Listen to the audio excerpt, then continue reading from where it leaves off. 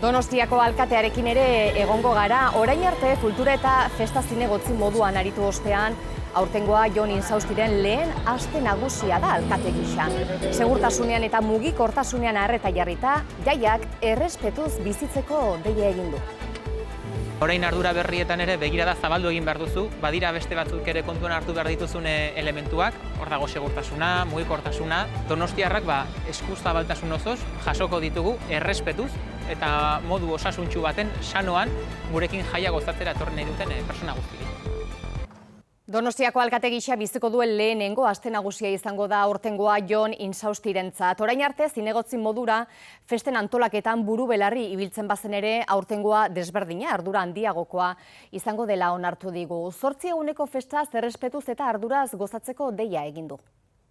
Donostiako alkate gisa Jon Insaustik lehen aldiz biziko du aste nagusia. Urte berezi izango da, egia da aurreko urtetan baitokatu zaitela kultura eta festa zinegotzi bezala festan bete-betean sartuta egotea, baina orain ardura berrietan ere begirada zabaldu egin behar duzu, badira beste batzuk ere kontuan hartu behar dituzun elementuak, hor dago segurtasuna, mugikortasuna, festa giroa jartzeko garrantzitsuak direnak.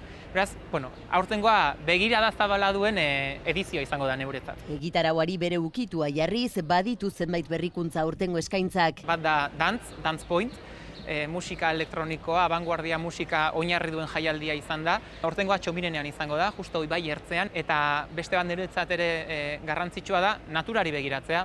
Eta aurten zorionez, hiriko hainbat parke erabiliko ditugu, parkeak bisitatzeko, hau da, barrurantza begiratuko dugu. Hala ere ez dira faltako Donostiako aste nagusiko ezinbesteko hitzorduak. Aste nagusia ezin da ulertu, zalantzari gabe, buru handi eta arraldoi gabe, hortxe daude.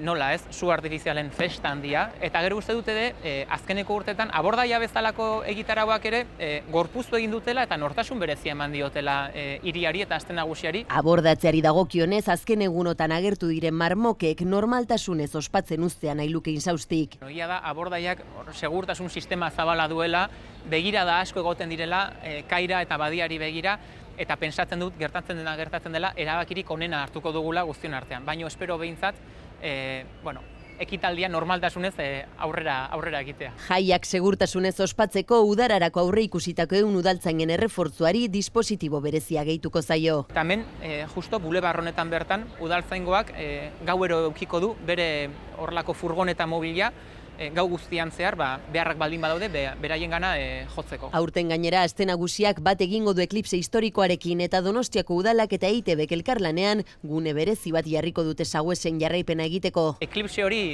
topera gozatzeko, ez? Egia da modu berexian begiratu behar diogula zeruari eta horretarako baliabideak ere eskainiko ditugu. Insaustik galduko ez dituen ekitaldien artean. Oso gustoko dut Ama Birjinaren bezperan, 14 gauean Gaztelubiden kantatzen den festara.